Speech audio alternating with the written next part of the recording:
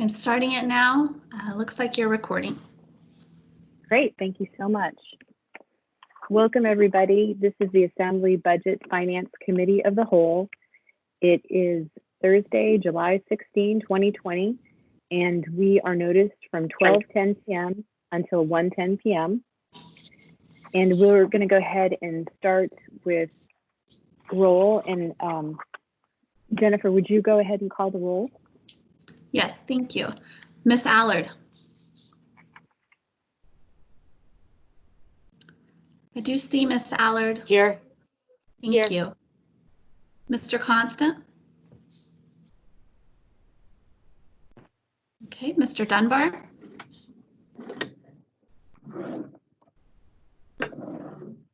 Here. Thank you. Miss Kennedy, I believe is absent. Miss LaFrance. Here. Mr. Presberdia. Here. Mr. Peterson. Miss Quinn Davidson. Here. Mr. Rivera. Present. Mr. Weddleton.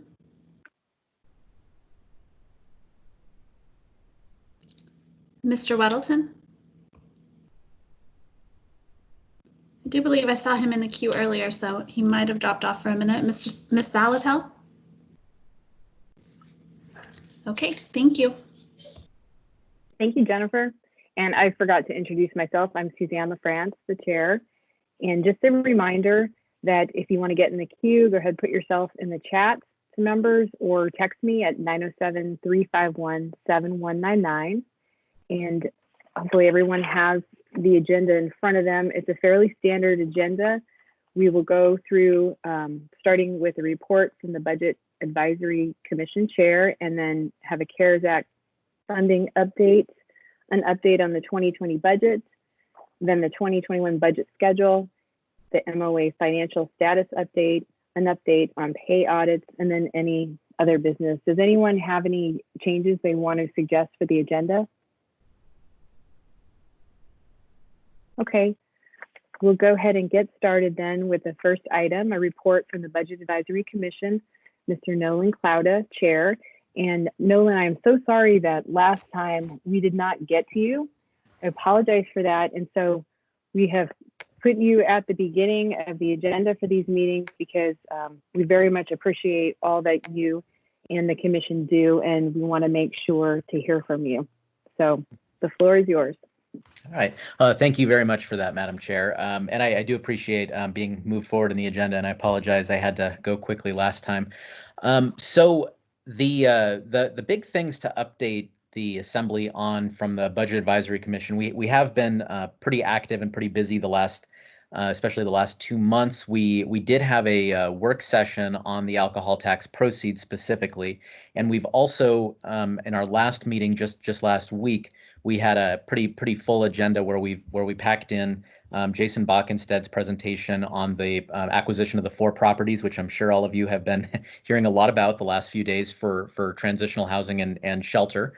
So we got a pretty good detailed overview of that and asked a lot of questions.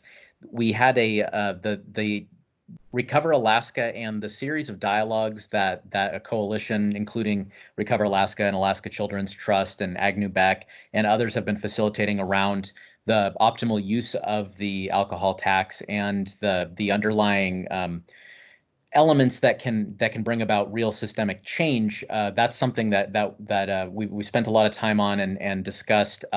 I've also had an opportunity to attend some of the workshops and dialogues that have been held under that banner, and I've been really impressed by the robust quality of the discussion there. And then one aspect of it, we did have a kind of a condensed presentation on the Crisis Now model that's being looked at by the the Mental Health Trust and the idea of crisis behavioral health that offsets some of the types of calls that often go to police or fire And then lastly, a big piece we've been working on has been, I think I've told this group before that each member of the BAC has a department that they're in charge of reviewing as part of the annual budget process, so that each person is kind of a mini expert on a department's budget. And in some smaller departments, a person might have two. I have the fire department, so I was crazy enough to pick one of the larger, more complicated ones, and so Lance Wilbur and his team at OMB have been matching us up with one-on-one appointments with the department heads and other department staff. And so I actually had mine yesterday with Chief Hetrick and the deputy chief just yesterday, and spent an hour going through budget questions and details. And I thought that was a very productive exercise. Certainly improved my understanding of, what is in fact a very large budget. So, as a group, we haven't fully had a chance to come to consensus on some of the moving parts around the alcohol tax and the Crisis Now model, and the use of CARES funding, especially as may relate to the acquisition of the properties for shelter. But I think that we're excited about all that is in motion and all that's moving, and certainly supportive of all of the thinking behind that. We know that the recommendations on a specific breakdown of the alcohol tax proceeds, that was something that wasn't quite done yet when we had our last meeting. But I understand that a lot of hard work is being done to itemize, specific uses up to, what we expect to be something like $12 million in alcohol taxes. And so the thinking that I've seen going into that, I did have some level of concern that there were so many ideas and a need when it comes to behavioral health and alcohol-related social problems, that the need is so vast that you have to really strongly prioritize the 12 million. And so it does seem that some of the groups have put some effort into doing that. And I'm really looking forward to seeing what the final product is. I have seen some preliminary thinking on it that I did think was a good use of balance between kind of immediate visible improvement on issues like homelessness, but also some thought toward root causes. So let's see. So with that, I'm happy to open up to questions that we have. There was sort of a lot of material that we covered, and I'm glossing over a lot. But I'm interested in some thoughts that the assembly members might have. Thank you, Nolan. And let me just note for the record that we were joined by John Weddleton at 12:12. Do members have any questions?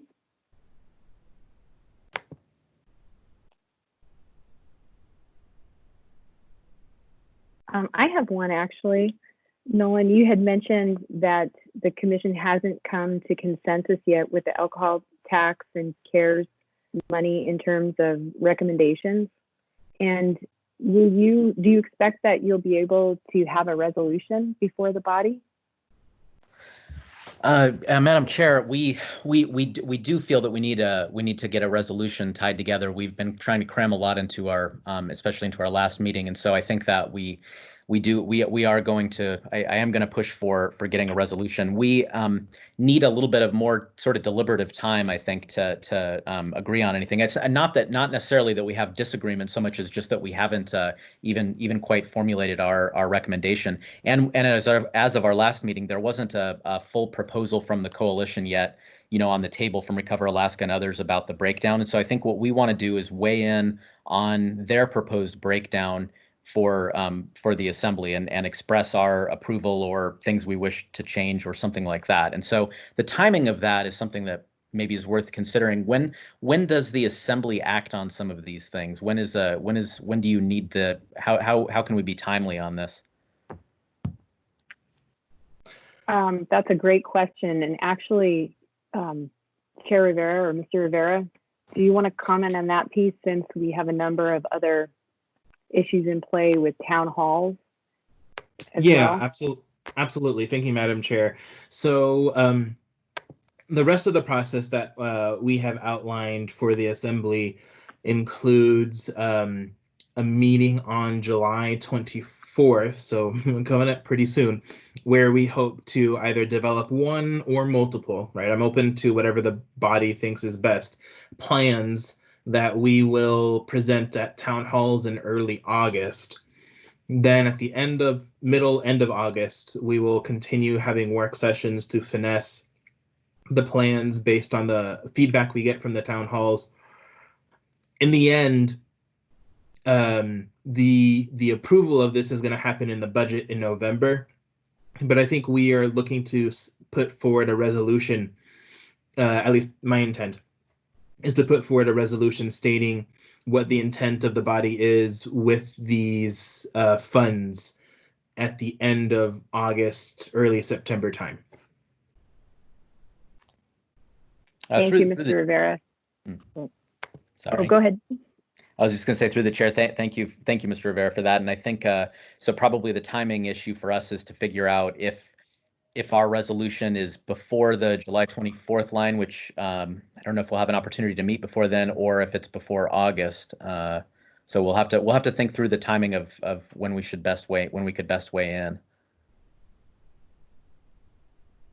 And let me just note too that we expect to be taking action next week on the proposed property purchase. And I don't believe that's been publicly discussed yet, right, Mr. Rivera? Well, it will be. I understand that we'll continue the public hearing tonight, and the body would need to vote to postpone. But that's a possibility that we will be taking action next week and not tonight on the property purchases. Okay. Oh, Ms. Zalatel is in the queue. Thanks, Madam Chair. And I'm sorry I'm a little late. So if this was already covered, someone can just catch me up on, excuse me, offline. But Mr. Klauda, will there be some BAC support at our CARES Act conversation tomorrow? Let me see. Is that through the chair, Ms. Zalatel, is it a work session? Yes, it's an all-dayer from 9 to 4:30, I believe. So I didn't know, if you guys are going to be around, to help us or phone a friend. Through the chair, I would be very happy to be available and on call for it. I can't commit to the entire day, but I would love to. If there are specific points in there where we could provide value, that would probably be, and to have myself or someone else join, I'd be very happy to do that. Thank you. I would really appreciate that. I know you've been involved with myself, at least, on some discussions around some items, and you've been very helpful in helping us kind of ground that in economic policy or data. So as long as, it's it's a work session, so publicly known as work session, but and I'll probably, the chair, Mr. Rivera, may weigh in on that as well. But thank you, Mr. Klauda. Thank you, Ms. Zalatel. And Mr. Rivera is in the queue. Thank you, Madam Chair. Thank you, Ms. Zalatel, for bringing that up. So later today, members will receive the agenda for the meeting tomorrow. Apologies for the lateness. There's been a lot going on, but yes, we will have space for a variety of different folks. Not too many, because I've heard that loud and clear, but we'll have space for some folks to chime in and help and assist us with the discussion we have tomorrow. So, Mr. Klauda, I would expect a formal invite in the coming hours. Through the chair, thank you for that, Mr. Rivera. Thank you, Mr. Rivera. Mr. Klauda, do you have anything else you would like to add? Through the chair, Madam Chair, I do not at this time, but I'm happy to be a resource. Always want to be helpful to the Assembly however possible. Great. Well, thank you so much. And thank you as well to the other members of the commission for your help. I really appreciate the time you all are putting into your consideration and deliberation. So thank you. Thank you. Okay, we will move on to the next item in the agenda, CARES Act funding, Coronavirus Relief Fund update. Oh, Madam Chair, yeah. Madam Chair, this is Lance at the Office of Management Budget. I think I'll start this one if that's okay. Sounds good. Thank you. Okay. So The administration has been tracking and all of the COVID-related funding sources coming into the municipality from a variety of different sources, and I know that the Assembly is interested in seeing that list. We've put a draft list together. I've asked Chris and Alex and Jason to get one more set of eyes on it, but I'll sort of preview what we've got. In total, we have received, let's see, about 14 different CARES Act allocations to the municipality of Anchorage related to COVID-19. And one of those 14 is the state money of the 156 million. That 156 million is the only amount that's been totally appropriated. I'm going to verify on the FAA one that Mr. Gibbs mentioned. So in total, we have about $210 million in COVID-related money coming into the municipality. 156 of that is from the state. So we're putting together that list for you, and we've got basically the department, the source basically, is it from the CDC or the state or Department of Justice, sort of the project name, a status of the expenses, of the ones that we, frankly, the only ones that are committed right now are those 4 or 5 areas that the Assembly has done related to the ordinances that you passed in allocation of the CARES funds, the small business loans, the rental assistance, childcare, public lands, jobs, and then a little bit of contingency. So that's about $23 million. But we're working on that list for you. As soon as I get a review from the other corners here, we'll be glad to share that with you as hopefully prior to your conversation tomorrow. And it's pretty high level, again, by department, by purpose, the status of the award. Some of these projects, they've notified that the municipality is going to receive the money. But when they notify us of that, then we basically have to apply for the money. Then we have to apply the agency they have to award it to us. And then once it's awarded to us, then we have to appropriate the money, and all of that work is going on concurrently. So just when for example, the Federal Transit Administration has said that the municipality of Anchorage was going to receive some funds. As part of that, we worked out an agreement with the railroad on the allocation of that. Once that agreement was made, then we apply for the funds, and then we can then receive the funds. So we'll all have that described in this sort of high-level overview of all of the COVID-related funding. We'll also note in there the FEMA reimbursements that we are looking for. We've applied for $9 million of FEMA reimbursement, which is under the CARES program, but under the FEMA department. So working to summarize that for you. Great, thank you, Mr. Wilbur. We'll look forward to getting that information. Do members have any questions?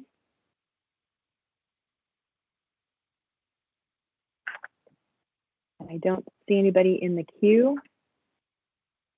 We'll go ahead and go on to our next item. Update on, No, go ahead. Is that update on 2020 budget? That's you, Mr. Wilbur. Thank you, Madam Chair. Before I start what's going on in OMB, I just want to thank you to the Budget Advisory Commission, to the Assembly. They have committed a lot of time, a lot of extra time, rather than their monthly meetings. They're holding special meetings, as Nolan mentioned. We've had an opportunity to review in 4 departments, and we'll get a chance to review the rest of them next week. So my compliments to all of the BAC members for taking the diligence to do that. It's taken a lot of extra time on their part, but I do think there's going to be value. And so far, the departments have been very receptive and very informative with the BAC members, and they've asked some really good questions. So we'll be using those as they deliberate their consideration of the 2020 budget as we're building it, or 2021 budget. So on the 2020 budget, at the Assembly meeting on Tuesday night, we added an addendum item. It's an informational report. It was item 10 for F. And I'll just summarize it. This is the informational report on the required quarterly report on budget to actuals for general government and the utilities. And I know that you guys have a lot going on, so I'm gonna summarize a couple things. If you go, when you get a chance to look at the report, just make a note on the third page of the document is a spreadsheet that talks about the amount that we are spent. And as of the end of the first quarter, which was basically March 31st, we were roughly 25% through the year. And at that point in time, we had spent 20% of the total budget. Now, when we're looking at that, of that 20%, and when we look at the total budget spent, if we break that down, if we look at just the labor portion of the budget, about 24% of the department's labor budgets were spent, which is pretty good, right on track. And they had spent about 15% of their non-labor budget, but they'd had encumbered, which means they'd already set aside and sort of parked it, another 16%. So when you look at that sheet, it's going to look like 31% of the department's budget's non-labor budget that is spent and encumbered. And for many of you, this may be a bit of deja vu, but when you look at the report, you'll see some departments that look like they're really running hot right now. And I'll just highlight some of those. The Assembly, they spend a lot of their non-labor budget on the elections, and so they spend so it looks like they're 50% spent or encumbered on their budget. It's because it's a natural thing. They spend most of their dollars primarily on their non-labor in the elections. The other one that's going to show up is in Chris Schuete's office, the Economic and Community Development. It's going to show 63%, and that is because of the payments that are made to leases and contracts to run some of the facilities, the museum, the PAC, the Denina, and a variety of others. The Health Department, they have a lot of overtime early on, so the Health Department looks like they're running a little bit hot, but they also commit a lot of their non-labor early in the year. And then the last two are Parks and Recreation and Real Estate. Real Estate looks like it's almost all spent. It's because they pay the real estate department's entire budget's only about $8 million, but they spend a little more than 6 of it paying lease payments. So as you go through if you go through the report and you have any questions, please let us know. We work very closely with Alex and the controller as they close down months. We are then able to provide monthly reports. So as Alex's team closes April, May, and June, we'll be providing you the second quarter report. And I think that's all I have. Again, if you have questions, please reach out to me and I'll respond. Thank you, Madam Chair. Thank you, Lance, or Mr. Wilbur. Actually, we do have a question or comment from Ms. Zelato. Thank you, Madam Chair. These reports go up with us in the agenda, and they're part of our packet. Do they live online anywhere else? We have a community council that's very interested in accessing these reports as they are published. We will make them, I will verify that they are, and we will try to find a place that is more accessible to them, but absolutely. Obviously they're available on the Assembly agenda, but we can certainly make them available to others for sure. Thank you. Thank you. Okay, I don't see anyone else in the queue, so we can go ahead. Okay. Actually, was there anything else, Lance, under that 2020 budget? No, just on the 2020 budget, I will just say that that the report also includes information about overtime and information from the utilities. So again, if you have any questions, it's more than just general government, but that's all I have. Thank you, Madam Chair. Thank you. Okay, next item is 2021 budget schedule. Mr. Great. Wilbur, that one's also yours. Thank you, Madam Chair. So the departments, I'm going to talk about 2 things. One, I'll start with the capital budget.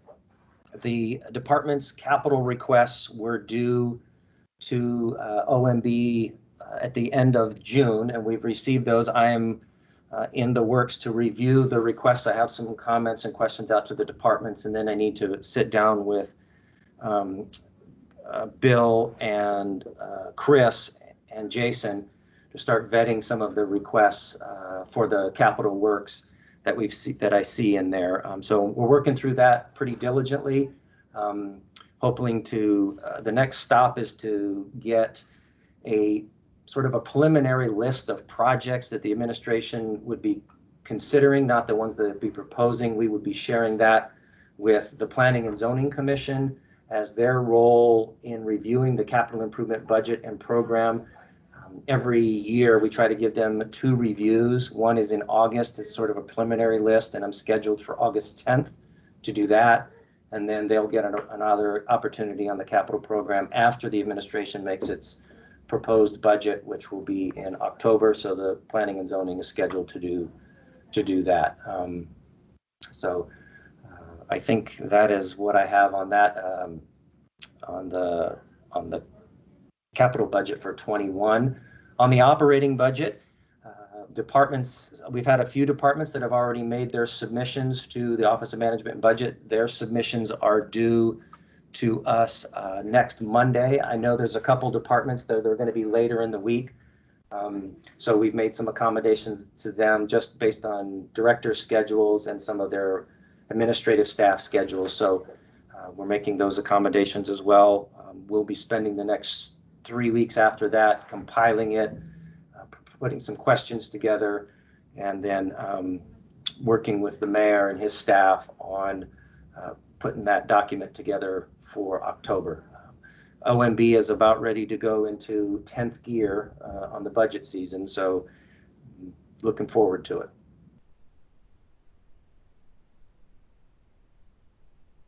Okay, thank you, Mr. Wilbur. Do members have any questions or comments about the 2021 budget schedule?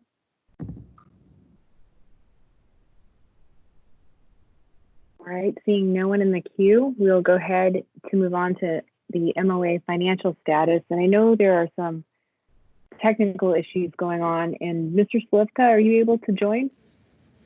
I am here. Thank you, Madam Chair.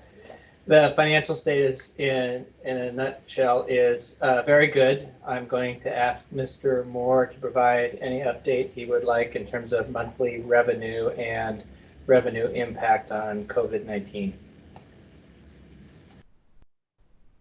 Okay, if you can all hear me, this is Dan Moore from Treasury. So I believe on Tuesday night, the Assembly received the first formal report of the year. It's a monthly report on revenue status. At that time, the overall negative variance for the general government funds was about 16 million. And we did recently do an interim update. So what I can tell you based on comparing what you saw on Tuesday night to what we know as of yesterday, it looks like instead of $16 million in the whole sort of negative number, it looks like it'll be at this point in time 15 million. So there's about a little over $1 million improvement since the first report you saw. That is primarily due to an improved outlook in investment earnings for the cash pool. That was a little over $1 million in the update we just received earlier this week. The other 2 other areas that did have some notable change, but they actually 3 areas, and they net themselves out to virtually net zero, but I thought I'd at least mention them, is there is an uptick in the motor fuel tax. We're still in the red. However, it's $330,000 improvement over the report you saw 2 nights ago or 2 days ago. So that's an improvement in motor fuel tax. Another improvement area is in marijuana sales tax. So it's another $300,000 of improvement. But those are both offset by a $600,000 shortfall in what was budgeted for PFD garnishments. The garnishment, as you all know, the PFD came out on July 1st, and we submitted our garnishment file, and it looks like we'll be about $600,000 short on that particular area. Everything else, there's a lot of areas that are no additional change from what we projected, but we look at it every single month, and we work with with the departments to try to get our our best read on what looks like it'll lies ahead for the rest of this year. There, I'll just say one or two other quick things is the $15 million shortfall that we currently project. About 85-90% of that is tourist or reduced business traveler effects that affect room tax and rental vehicle tax. So 85 to 90% of the grand total variance is due to those two areas. Everything else is either a general slowdown in the economy and in activity, or just sort of natural variance, which we would have in any year. The hunker down areas where there was closure, social distancing, the areas most affected by that in a negative revenue perspective would be motor fuel tax, people driving around less, parks and rec fees, less activities there, transit fees, again, if transportation has gone down, library fees, less interaction at the library, and health fees, less people, I guess fewer people, making regular visits to check on their health. So anyway, that's the overall update. And if you have any questions, please let me know. Thank you. Thank you, Mr. Moore. I thought we got rid of library fees. I'm not sure. I mean, there's a variety of fees. So I know what you're talking about. Those are more on the collection side, but I think these might be standard fees, and I don't believe those went away. Okay. Through the chair, Ms. LaFrance, the fees that we got rid of was the late fees for the books, but if they have rental fees for office, they rent their some of their rooms, and I think that's the one Dan's referring to. Okay, so more like their revenues from those rentals. Okay, got it. Okay, and actually, Mr. Wilbur or Mr. Slivka or Mr. Moore, would you speak to plans for addressing the gap, the $15 million gap in the lower revenues in the variance? I know we talked a little bit about it last time. This is Alex Slivka through the chair. I'll address that.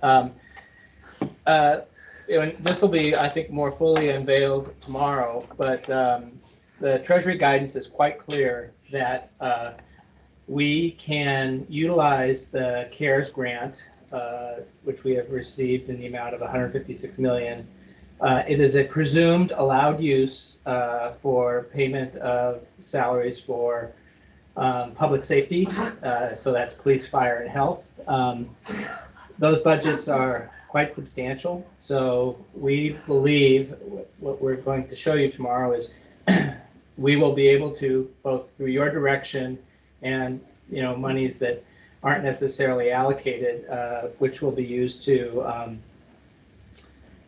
pay those salaries, that we will end the year with a positive fund balance over and above our both our fund balance policy as well as this $16 million deficit, and that is completely within the guidance that we have been given by the U.S. Treasury, and I am working directly with the municipal attorney on a statement which we are going to share with you as well tomorrow.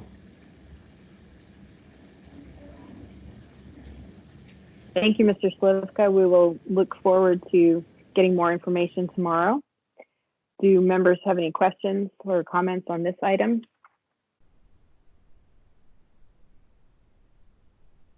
Okay, we'll go. Thank you for that information. We'll move on to an update on pay audits by Mr. Bryce from OIT. This is Susie Marshall, the Chief Information Technology Officer. So Philippe works for me, so I will be doing the presentation. Okay, thank you. Yep, you bet. So this is where we are on audits. So we've completed 314 audits. 293 of them are ML&P, and we will be done with all of ML&P current employees and all, what do we call them? You don't say termed, you say withdrawn employees. By the end of, so September 25th is our goal. So that'll be great. That'll be completed with that. We've got labor and legal cooperatively are prioritizing the audit schedule, the group schedule, on how we're approaching them, and being very responsive to all the union concerns. I just want to also add that the last pay cycle, we had 22 errors, and half of the errors were employee entry errors. So we are really, we have turned the corner. The system is working, and we are just making progress and improving. Our goal is to improve business processes and efficiencies as soon as we can. That's the goal with having payroll now report to OIT. End report. Thank you, Ms. Marshall. We have a question from Ms. Quinn Davidson. Madam Chair, when you say that you'll be finished by September, when did those errors take place? Like, are those things that happened 2 years ago, or did they happen last month? Yeah, those were errors that were through the chair. They were from September 11, 2017. I don't know when these specific ones were, but we are auditing back to when we turned on SAP. So those they're making sure that we're, addressing all the payrolls that have run through SAP once we turned it on. Does that answer that? It does. I mean, it's sort of disappointing, I guess, that you could have an error from 3 years ago that hasn't been resolved. Did you all prioritize the timing of, like, are the older ones resolved? I mean, I don't know. I'm just trying to figure out why it takes 3 years to fix a problem like that.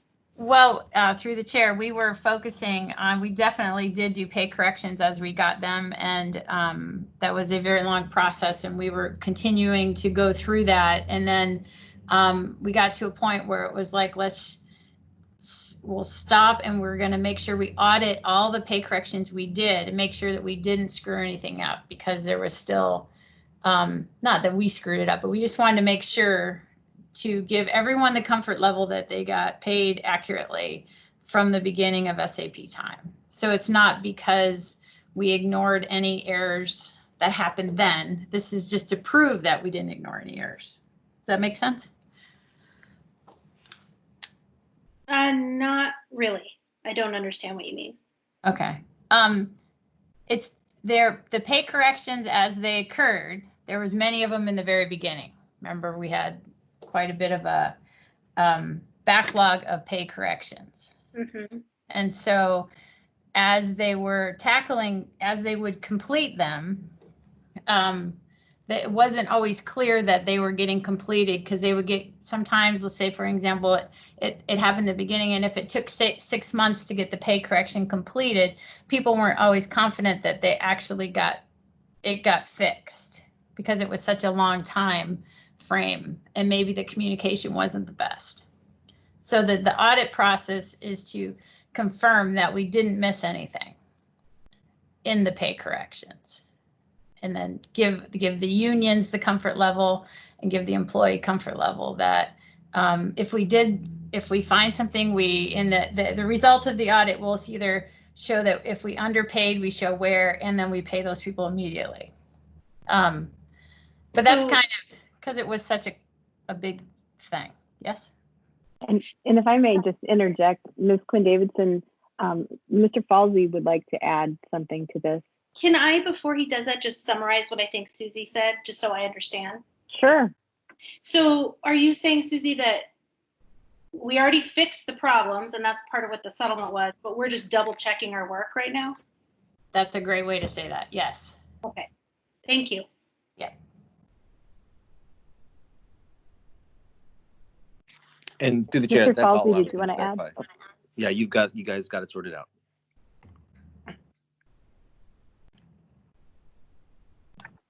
Okay, great. Does anyone else have any comments or questions on this part of the agenda? Through the chair, this is Alex Lipka. I just want to acknowledge that the work that Philippe and Susie and their team did in this area was nothing short of miraculous, and Philippe deserves a huge round of applause from the municipality for his work in getting this corrected.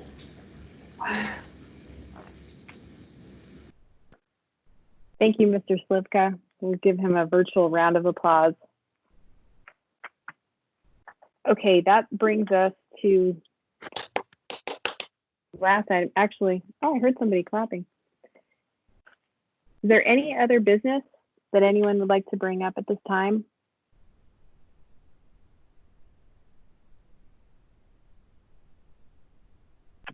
Okay, I am not receiving any text and I don't see anyone in the chat.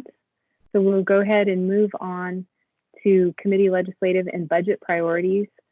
I do not have anything to report for either legislative priorities or budget items for 2021. And I don't know if Mr. Perez-Verdia, as vice chair, if there's anything you wanted to add. Nope. I'm good at this point. Thanks very much. Okay. How about any other members?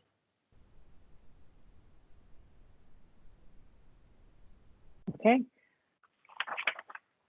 We will then go ahead and move on to audience participation.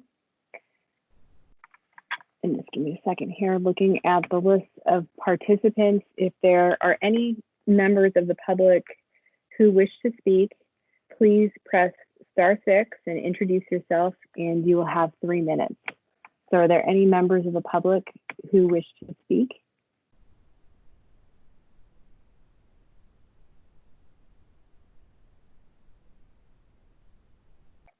And I am not seeing any other dial-in numbers here. And Ms. Beneclason, if you could let me know if I'm missing anything. Madam Chair, I don't see any call-in numbers either. Okay, I'll just give it another few seconds here. It appears we do not have any members of the public on, and no one for the audience participation part of the meeting. So if so, I will entertain a motion to adjourn. Move to adjourn. And we are Second. adjourned. Thank you all so much for attending. Thank you.